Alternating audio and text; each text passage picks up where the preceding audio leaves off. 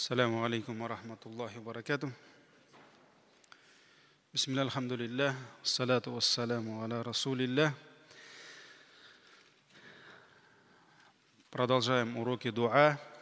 И мы на прошлом уроке с вами говорили про ад-дуа лиль муслимин, мольба, дуа за мусульман, за наших братьев. И мы с вами говорили, что мусульманин должен обращаться к Аллаху как за себя, то есть просить счастья в этой жизни, милости Аллаха в судный день, в вечной жизни, и для себя, и для своей семьи, и для братьев, и для сестер. И важно не только делать дуа за тех братьев, которых мы с вами знаем, там, по именам, узнаем на улице, вместе в мечеть ходим, на уроках встречаемся. Нет, наша обязанность делать дуа за всех наших братьев, которых мы знаем и которых мы не знаем, которые живут здесь, в нашей стране, которые живут в других странах, которые уже не живут на этой земле, которых мы даже не знаем. Мы, альхамдулилля, можем делать дуа за наших усопших, умерших братьев и сестер, и мы обязаны за них делать дуа. И также мы, машаллах, можем делать дуа за тех наших братьев и сестер, которых еще нет на этой земле, которые еще не пришли на эту землю. Поэтому дуа – это милость Аллаха, которая не ограничивается сегодняшним днем. Мы можем делать дуа и за завтрашний день, за вчерашний день, за тех братьев, которые жили 1000 лет назад, 100 лет назад, 200 лет назад. И можем делать дуа за тех, которые через, может быть, 1000 лет родятся, если Аллаху будет угодно. Поэтому важно, что мы делаем дуа, мы продолжаем совершать это поклонение и обращаться к Аллаху за наших братьев, просить Его прощения, магфира, просить Его помощь, потому что все мы нуждаемся в Его помощи, просить шифа за тех братьев и сестер, которые сегодня не только месяцами, иногда и годами лежат на белой простыне. Также просить наставления, хидая, истинный путь, как для себя, так и наших братьев. И, несомненно, когда верующие мусульмане будут молить Всевышнего друг за друга, это признак их братства, это признак их любви, дружбы, единства внутри мусульманской уммы. И мы с вами говорили, что истинный верующий, он может называться верующим только тогда, когда будет желать для своего брата то, чего желает для себя. И, конечно, ограничиваться просто пустыми желаниями: брат, я тебя люблю, но не проси у меня ничего, да? Брат, я желаю тебе только счастья, радости, да? Ограничиваться пустыми желаниями, конечно, недостаточно. Верующий всегда будет искать пути, методы, через которые он, иншаллах, принесет хоть какую-то пользу для других, для своих братьев. И дуа, мольба, конечно, является одним из этих путей. И если мусульманин будет постоянен, то есть постоянно просить в своих мольбах за своих братьев, иншаллах, Аллах даст ему великую милость и изберет его как свидетеля, шахида, и как заступника, как говорится в хадисе, шуфаа, шафиан, за своих братьев в судный день. То есть тот, кто в этой жизни будет всегда делать дуа, переживать, любить и желать для ближнего, для своих братьев и сестер блага, и будет делать за них дуа, вот именно эти люди, Аллах изберет их из числа миллионов своих рабов для того, чтобы они свидетельствовали в судный день за своих братьев, свидетельствовали в их имане, что они были верующими, чтобы они свидетельствовали, были свидетелями в их благих деяниях, и чтобы они, альхамдулилля, были заступниками. И как говорится в хадисе, который мы находим в сборнике Сахих Муслим, Абу Дауд, где посланник Аллаха, саллаллаху алейхи вассалям, сказал: «Ла якуну ла'ануна шуфа'аа, валя шухада'a яумал кияма». Не те, которые будут проклинать, то есть те, которые будут проклинать других людей, братьев, они не будут в судный день ни заступниками, валя шухада, и не будут они в судный день свидетелями. Аллах лишит тех людей, которые в жизни проклинают, все время ругают, поносят, злословят, а других, Аллах лишит их этой чести, чтобы быть заступниками для своих братьев и свидетелями. И вот Ибн аль-Кайим, рахимахуллах, дает этому хадису следующее разъяснение. Он говорит, что такое свидетельство? Когда ты свидетельствуешь, шахадат бирасам. Свидетельство – это доведение информации о ком-либо. Когда ты кому-то доводишь какую-то информацию, говоришь, что он был мусульманином, или говоришь, что я был свидетелем у них на никахе, или я был свидетелем, что он сделал то-то, то-то. Свидетельство – это доведение информации о ком-либо. А заступничество, шафаат – это просьба или требование чего-либо. То есть, когда ты заступаешься, когда посланник Аллаха, саллаллаху алейхи вассалям, будет заступаться за свою умму, он будет просить прощения за свою умму, чтобы Аллах простил им грехи и чтобы Аллах ввел их в рай. Поэтому заступничество, Ибн аль-Кайим говорит, это просьба или требование чего-либо. И человек, который при жизни привык всех ругать, проклинать, он и в судный день будет свидетельствовать только о дурном. Что он может сказать, когда он всю жизнь ругал других? Что он может сказать перед Аллахом об этих мусульманах, которых он всю жизнь ругал или проклинал? Конечно, он будет говорить только дурное. Поэтому Аллах лишит его этого. Он не сможет свидетельствовать за своих братьев, потому что он видел в людях только дурное. А тот, кто видит в других дурное, Ибн аль-Кайим продолжает, он не может желать для них благое. Субханаллах, когда в твоих глазах ты видишь глазами своих братьев только дурное, только недостатки, только плохое, как ты можешь, это же болезнь души, и твоя душа не может желать для них блага. Поэтому такие в судный день не будут ни свидетелями, ни заступниками за людей. И что касается шахада, то есть свидетельствования, Ибн аль-Кайим говорит, свидетельствование за кого-либо обязательно должно опираться на истину. Когда ты свидетельствуешь, шахадату зур, ложное свидетельство является одним из самых страшных грехов. Когда ты свидетельствуешь, что брат сделал то-то, то-то, а он на самом деле этого не делал. Или брат, он сделал то-то, то-то, то-то, а ты говоришь, он не сделал этого, не делал.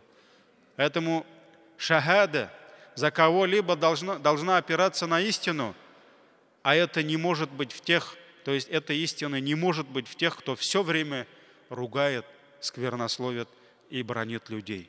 Истина не может в них. А заступничество уже шафаа, когда ты заступаешься за кого-либо, ходатайствуешь за кого-либо, основывается на чем? Зачем ты заступаешься за него? Основывается на милосердии и на желании блага этому человеку. Ты заступаешься за него, потому что ты желаешь для него блага, альхамдулилля.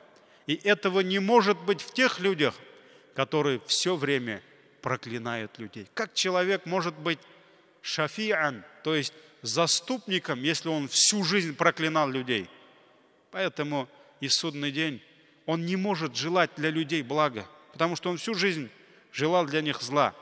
И они, такой человек, и этого не может быть в тех людях, которые все время проклинают людей. И такие люди, они не молятся за своих братьев добрым словом. То есть вот эти люди, они не могут делать дуа за своих братьев. Поэтому посланник Аллаха, саллаллаху алейхи вассалям, сказал: «Ля якуну ла'анун шуфа'a валя шухада'a яум аль-кияма». В судный день те, которые в этой жизни все время проклинали людей, они не смогут быть ни заступниками, ни свидетелями за людей. Поэтому тема сегодняшнего нашего урока – это запрет проклинания людей, запрет проклинания наших братьев. Мусульманин истинный, он желает для своих братьев и сестер только благое и просит за них только благо, и всегда остерегается бранить, сквернословить о своих братьях, проклинать их. И желать другим зла и проклинать их – это, конечно, признак невоспитанности, признак слабости веры, признак больной акиды, вероубеждения, признак дурного нрава, который никак не может сочетать с тем нравом, который воспитывал у нас пророк, саллаллаху алейхи вассалям. И об этом можно говорить очень много, и можно привести очень много хадисов, но я приведу вам только несколько. Как, например, Равахуль Хаким, передает нам Хаким от Абдулла ибн Умар. Абдулла ибн Умар – это сын Умар ибн Хаттаба, радиаллаху анхума, что пророк, саллаллаху алейхи вассалям, сказал: «Ля янбаги лиль му'мини», то есть не следует верующему, не подобает ему ан якуна ла'анан, и не подобает верующему быть каким? Проклинающим. Проклинать кого-то, пусть Аллах тебя там накажет, пусть Аллах тебя погубит, пусть Аллах тебя лагнат свой отправит, разгневается, пусть лишит тебя он рая или там счастья.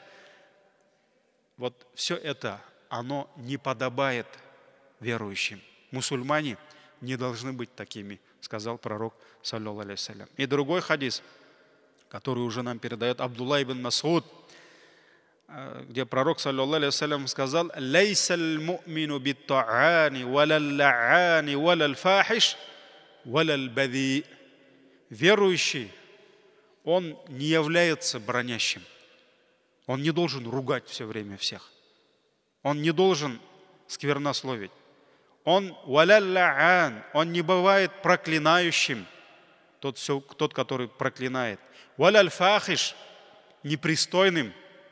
Валал бади, то есть слово бади от слова фахиш отличается тем, что фахиш, он непристойный своим образом жизни и нравом, а бади, он непристойный в своих словах, то есть все время сквернословит, употребляет скверные, непристойные слова. Этот хадис мы находим в сборнике имама Ахмада и ат-Тирмизи. Вот тоже хадис, который доказывает, что мусульманин, он не должен проклинать, он не должен со всеми ругаться, всех бранить и быть сквернословным.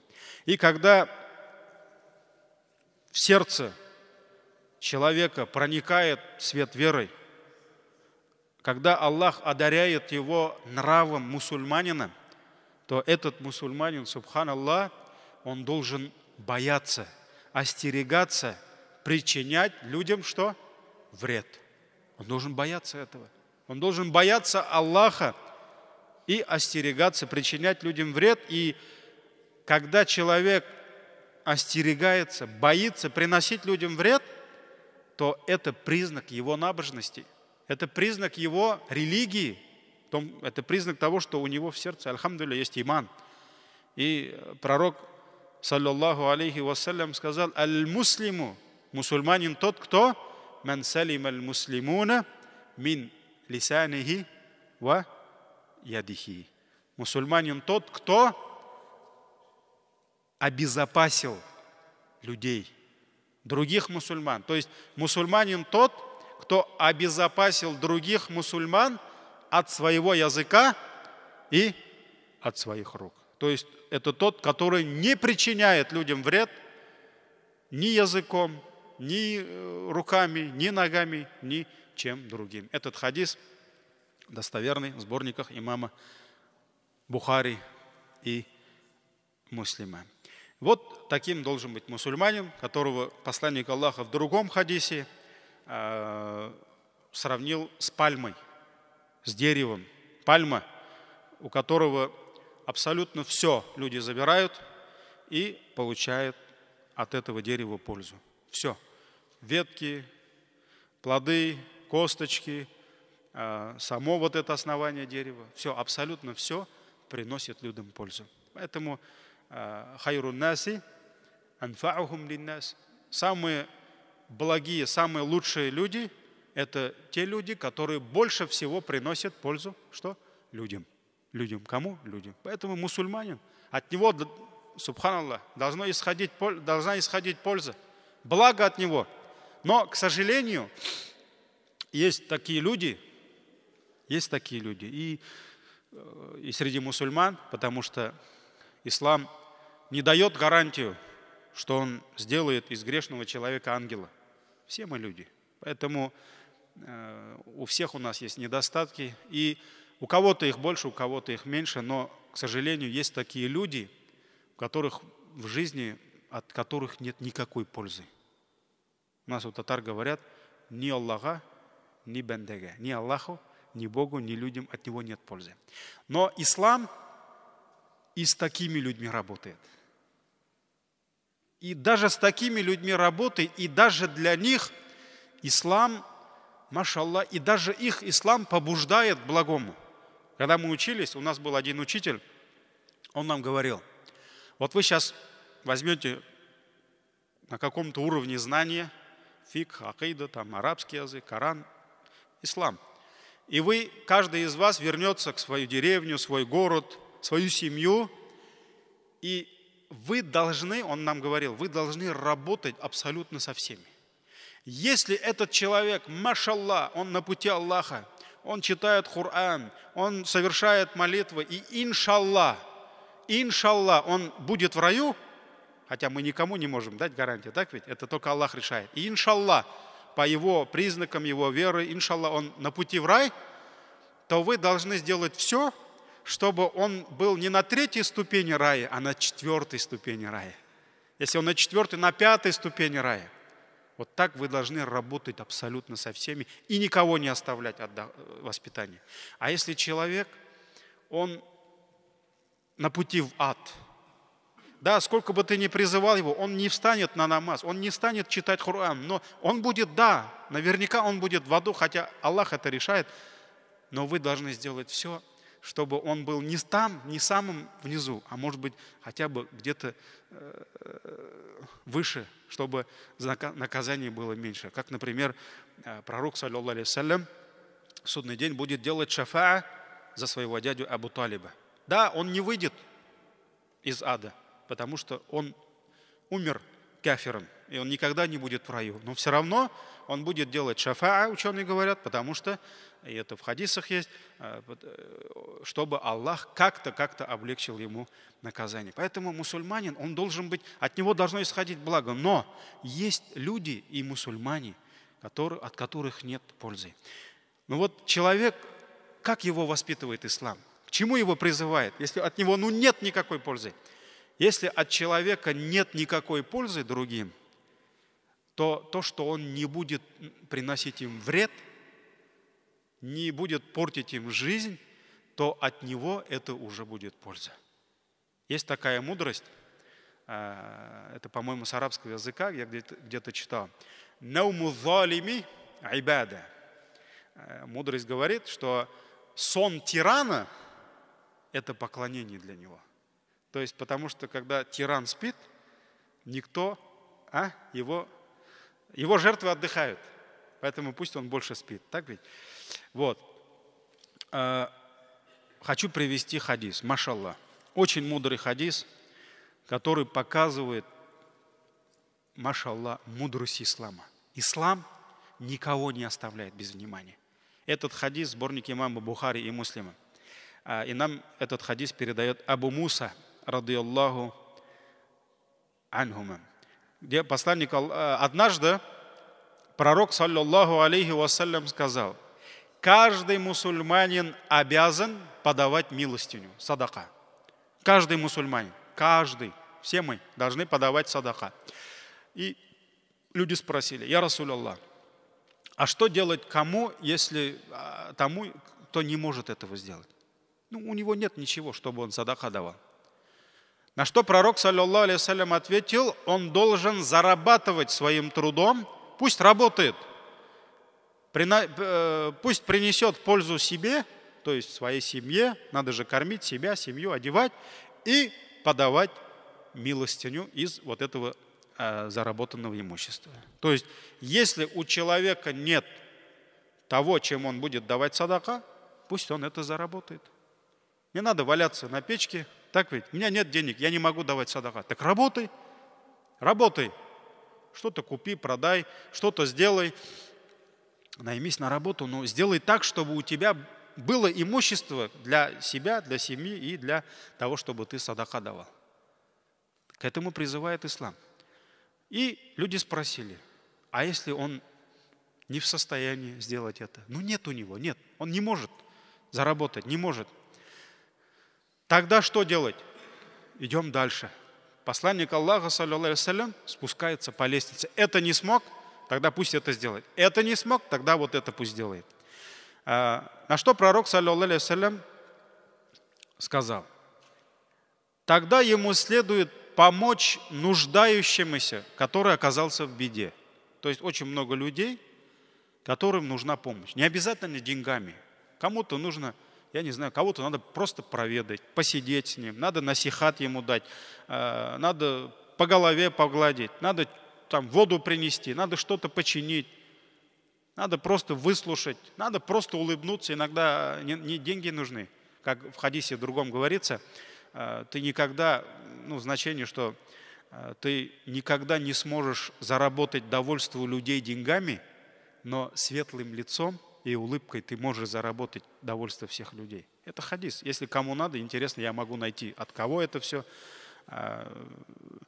Поэтому, если не можешь заработать, тогда помоги кому-то, который в беде, который нуждается.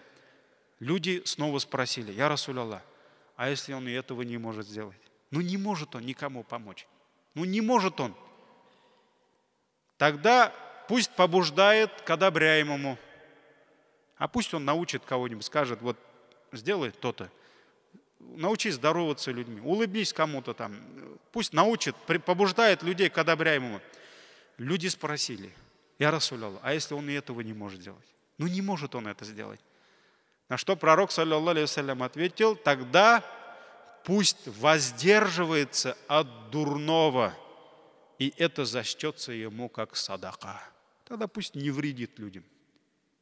Если он не может ничего полезного сделать, тогда пусть избавит людей от своего вреда. Этот хадис в сборнике имама Бухари и Муслима. Поэтому тот, кто не может приносить пользу, избавление людей от своего вреда, от него это уже польза. Поэтому тот, кто не может, субханаллах, делать дуа, попросить счастья, шифа, бараката и других благ для своих братьев, тогда пусть он хотя бы не будет поносить братьев. Пусть он хотя бы оставит сквернословие, пусть он не будет проклинать людей, и для него это будет, от него это будет польза, иншаллах. И чем ближе человек к Аллаху, тем больше греха поносить, сквернословить о нем, ругать его, проклинать его. Поэтому один из самых страшных грехов – это ругать посланников Аллаха, саллаллаху алейхи вассалям. Это сквернословить о его избранных рабах, поносить сподвижников пророка, саллаллаху алейхи вассалям, злословить о них. И что касается даже других пророков, мы любим нашего пророка, но мы ля нуфаррику, как говорится в завершении последних аятах суратуль Бакара, мы не различаем, они все пророки. Хотя мы следуем только за нашим пророком, но мы любим всех пророков. Поэтому, когда мы видим что люди издеваются, насмехаются над честью, именами праведных, избранных Аллахом рабов, посланников, конечно, в сердцах наших обиды. В сердцах наших обиды, потому что тот же, когда мы видим, что некоторые люди, они насмехаются над Иса, алейхиссалям.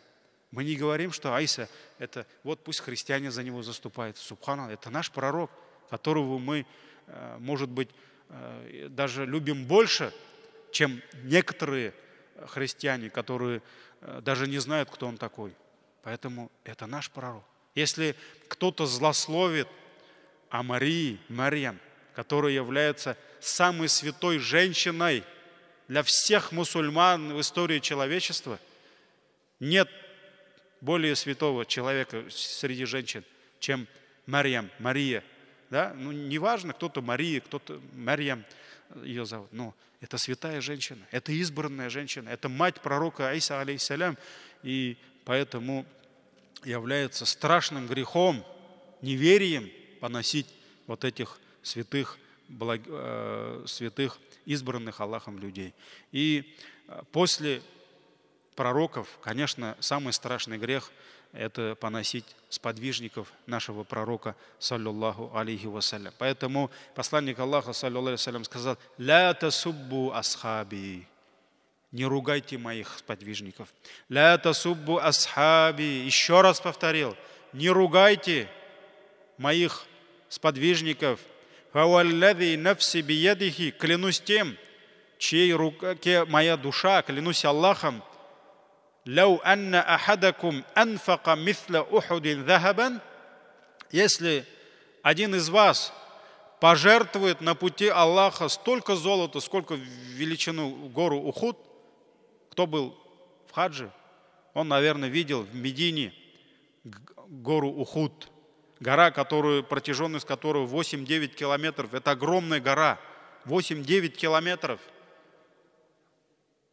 И посланник Аллаха, саллаллаху сказал: если кто-нибудь из вас пожертвует на пути Аллаха, даст садака, столько золота, сколько вот гора Ухуд, он сказал: «Ма адрака мудда ахадихим валя насифа». То это не сравнится и с пригоршней, пожертвованной ими, и даже с ее половиной. То есть пригоршня, вот. Мы не сможем, никогда мы не сможем быть такими, как они. Даже вот мы не будем стоить даже их ногтя. Потому что это действительно величайшие люди в истории. Это сподвижники, это Абу Бакр, это Умар, это Усман, это Али. И, к сожалению, мы видим людей, которых шайтан, иблис так заблуждает в жизни, что они начинают поносить, начинают даже проклинать, астагфируллах, не только сподвижников, а самых лучших из всех сподвижников. Они проклинают Абу Бакра, они проклинают Умара, они проклинают Усмана. Есть люди, которые говорят: пусть Аллах проклинает того, кто не проклинает Абу Бакра. Даже так говорят. Астагфируллах. Это же заблуждение.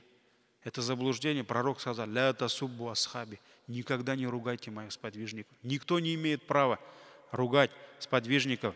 И сын Умар ибн Хаттаба, Абдулла ибн Умар, он давал назидание поколению табиинов, то есть это последующее поколение после сподвижников. Самые лучшие это сподвижники, а потом второе поколение табиинов. И он говорил им: не ругайте сподвижников Мухаммада, потому что час их поклонения лучше деяний всей вашей жизни.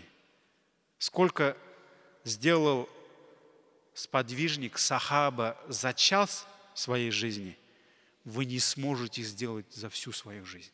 Это он кому сказал? Тем мусульманам, которые живут в 21 веке, в 20-м. Это он сказал самым лучшим после сподвижников. Это следующее поколение, субханаллах. Это он сказал табиинам. Он сказал: все, что вы сделаете за всю свою жизнь, это не стоит даже часа поклонения одного сподвижника. Поэтому сподвижники, ради Аллаху анхум, Почему у них достоинство такое перед Аллахом, перед другими мусульманами, право такое? Не просто потому, что они там с пророком жили, да, саллиллаху алейхи, потому что они прошли его школу, они его ученики, они впитали воспитание Корана, они впитали воспитание сунны, и они действительно были лучшими. Они действительно были лучшими. Представьте себе, вот любой сподвижник, сахаба, он совершает 1 час поклонения всего. И вот в этом времени столько бараката, сколько нет в целой жизни табиайна. И как мы можем, субханаллах, сравнить нашу жизнь, наши мольбы, наши намазы с поклонением этих самых лучших из поколений, сподвижников. Поэтому они действительно самые лучшие. И их намазы невозможно сравнить с нашими намазами. Их хушуа, смирение, как они стояли перед Аллахом, как они чувствовали взор Аллаха, как они чувствовали, что Аллах слышит их, что Аллах отвечает им, когда даже вот сурат Аль-Фатиха читали, да? Как они чувствовали взор Аллаха, когда делали суджуд, близость к Аллаху.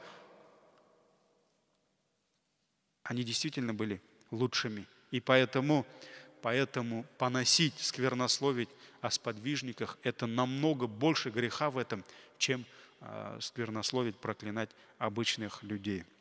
И какое может в человеке быть благо, который смеет ругать самых лучших из этой уммы. И также пагубно влияет на иман человека злословить о наследниках пророка. Аль-уляма, посланник Аллаха сказал, варафатуль анбия. Воистину, ученые, они наследники пророков. Кто унаследовал великое наследие пророка? Кто? Это наши ученые. Это ученые нашей уммы, признанные всей уммой. И поэтому говорят, люхумуль уламаи масмума. Мясо ученых ядовито. Любой, кто попробует мясо, он отравится. Он отравится. А пробовать мясо — это делает гайбет. Это сквернословить, это говорить, обвинять их. И, к сожалению, в последнее время очень много видно братьев, которые, субхана, Аллах дал ему хидая. Он пришел в мечеть, он научился брать тахарат. Он вчера встал на намаз, машаллах, начал потихоньку читать Коран.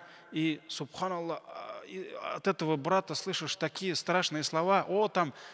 Ты такого-то ученого там приводишь, да этот ученый, он такой-то, такой-то. Субханаллах, брат, ты вчера где был? Ты научился хоть Коран читать? Один мне звонит, я уже, по-моему, это говорил, но меня это удивляет. Один мне говорит, брат, Хазрат, говорит, у меня, говорит, вопрос такой. Я сегодня слышал, что мне один брат сказал, что Абу Ханифа был саляфитом. Саляфом. Я говорю, и что? Как так, говорит, получается, Абу Ханифа, он что, был саляфом, что ли? Я говорю, если Абу Ханифа не был саляфом, тогда, говорю, кто был саляфом? Он был из числа табиинов. Он, субханаллах, Абу Ханифа, имам Шафия, имам Ахмад, имам Малик, они были саляфами нашими, праведными предшественниками. А кто, если они не были? Нет, он вчера на намаз стал, уже 5 букв выучил. Это же такое неуважение. Поэтому нужно остерегаться, оставить надо это все. Мясо ученых масмум, ядовито. И не надо пробовать этот яд, потому что погибнешь. Также особое внимание шариат, сунна пророка саллаллаху алейхи ва саллям уделяет особое внимание на сквернословие о мертвых. О мертвых. Ислам категорически запрещает ругать, злословить, плохо вспоминать о мертвых людях. Поэтому русские говорят о мертвых, как там? Или хорошо, или ничего. Это правильно. Это правильное слово. И ученые говорят, ислама, величайшие ученые пишут, проклинать умершего брата намного хуже, чем проклинать живого брата.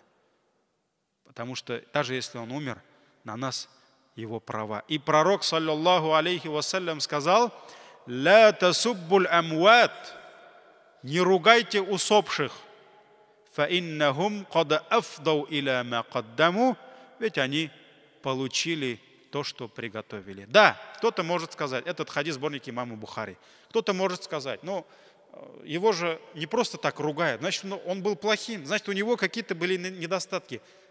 Пророк, алейхиссаляту вассалям, сказал: не ругайте усопших, ведь они получили то, что заслуживали. Если у него были какие-то грехи, он понесет за это наказание, если Аллах не простит ему это. Но это не причина того, чтобы вспоминать о нем плохо, сквернословить. И поэтому он сказал: «Ля тасуббуль амват», не ругайте усопших. Также в чем вред сквернословия о покойных? Когда человек злословит о покойных, этим самым он может оскорбить честь живых людей. Когда ты ругаешь кого-то умершего, субханаллах, ты оскорбляешь чувства его родных, его братьев, его детей, его родителей. Поэтому пророк, саллаллаху алейхи вассалям, сказал: «Ля тасуббу амватана фату'зу ахьяана». Не поносите наших усопших, этим вы навредите нашим живым. Вы будете мучить наших живых. Поэтому этот хадис сборники имама Тирмизи. Поэтому ученые даже пишут, как, например, когда люди будут ругать Абу Джахля, да, он может быть достоин, чтобы его ругали, да, но если люди будут ругать Абу Джахля, этим они могут оскорбить, обидеть чувства его родных, которые приняли ислам. Да, это был их дядя. Этот плохой человек, может быть, был чьим-то отцом, но он твой брат, он с тобой. Поэтому посланник Аллаха, алейхиссаляту вассалям, сказал: не поносите наших усопших, этим вы будете мучить наших живых. Поэтому оставить надо это. И не надо вот эти темы. Также вот вопрос такой. В некоторых хадисах, то есть ислам конкретно запрещает проклинать кого-то, злословить о ком-то, но в некоторых хадисах посланника, саллаллаху алейхи вассалям, мы видим, как Расулуллах, он проклинает совершающих некоторые грехи. Очень много хадисов. Как, например, вот приведу несколько хадисов. Хадис сборники имама Бухари и Муслима. Ан Аби Хурайра, от Абу Хурайра, где посланник Аллаха сказал: «Ла'ана Аллаху сарика».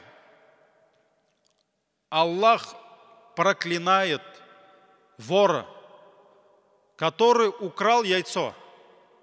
То есть он не украл там золото, серебро или там что-то дорогое, да, машину, дом или еще что-то. Он украл яйцо, и за это ему отрубили руку. То есть он потерял руку, такое благо Аллаха, за что? За какое-то яйцо. Пусть вот Аллах проклинает его. То есть это того не стоило, и он потерял за это ничтожная вещь, он потерял такое благо Аллаха. Вот этот хадис как раз, где посланник Аллаха, саллаллаху алейхи вассалям, проклинает этого человека. Также другой хадис, сборник имама Муслима от Джабира, радийаллаху анху, что посланник Аллаха, саллаллаху алейхи вассалям, сказал: проклинает Аллах того, кто дает риба. Того, кто дает риба. То есть дает имущество под процент. Да? Проклинает Аллах того, кто берет риба. Кто дает и кто берет. Тот, кто пишет, договор пишет, он не берет, он не дает, он просто пишет. Аллах и его проклинает. Он заполняет договор. Кто там кредит берет или кто риба, заявление пишет, вот он просто заполняет.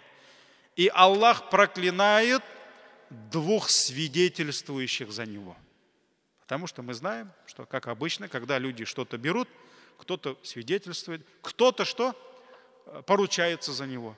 Поэтому все, кто здесь связан с риба, мы знаем, что риба – это один из самых страшных грехов. В одном хадисе посланник Аллаха сравнивает это с большим грехом, чем, сколько там, 36 раз, да? Совершать зина. В другом хадисе, это я даже говорить про это боюсь, изнасилование своей матери хуже, чем, к сожалению, многие братья, они даже не задумываются, какой грех они совершают. Если, субханаллах, он берет сегодня, спокойно берет там в кредит и им говорит, мне, говорит, надо бизнес двигать. Но если тебе скажут, да, вот давай двигай бизнес, но 30 раз соверши зина. Кто это сделает? Я думаю, никто не сделает. Ну, если он верующий, да? Он не будет, лучше мне этот бизнес не нужен. А он делает, он берет кредит или дает, он делает хуже. Поэтому посланник Аллаха проклинает Аллах, дающего риба, берущего, пишущего двух свидетельств, и сказал, все они равны в грехе. Даже тот, кто заполняет. Сахих Муслим, 1598 хадис. Поэтому вот этот хадис про проклятие. Также про вино, про водку, про спиртное. Проклятие Аллаха, то есть это в значении пусть проклинает Аллах на вино. То есть само вино, само спиртное, оно проклято. Также проклятие Аллаха на того, кто его делает. На того, кому его делают. Кому делают? И Аллах его проклинает. Он же заказчик. Тот, кто делает. Кому его делает? Кто носит вино. Даже возить запрещено. Кому носит вино? Кто заказал, да? Кому носит вино? Кто пьет вино? Кто его наливает? Некоторые говорят, да я же сам не пью. Ну ты наливаешь. А здесь в хадисе проклятие на всех. Кто его наливает? И на того, кто ест цену за вино. То есть он живет за счет спиртного. Он получает деньги за это. Поэтому этот хадис достоверный в сборнике Абу Дауда. Вот таких хадисов много. Много. Еще другие хадисы есть, которые можно привести. Вот как это понять? Почему пророк, саллаллаху алейхи говорил, не проклинайте. Мусульманин не бывает проклинать, а здесь он проклинает. Вот здесь мы должны понять, что посланник Аллаха здесь, он не проклинает кого-то конкретно.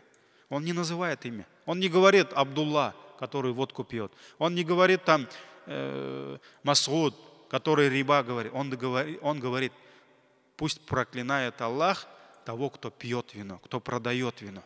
Чтобы мы поняли, что за страшное это дело. Если посланник Аллаха такой милосердный, машаллах, который был кротким, да, и он проклинал этих людей. Это действительно страшные грехи.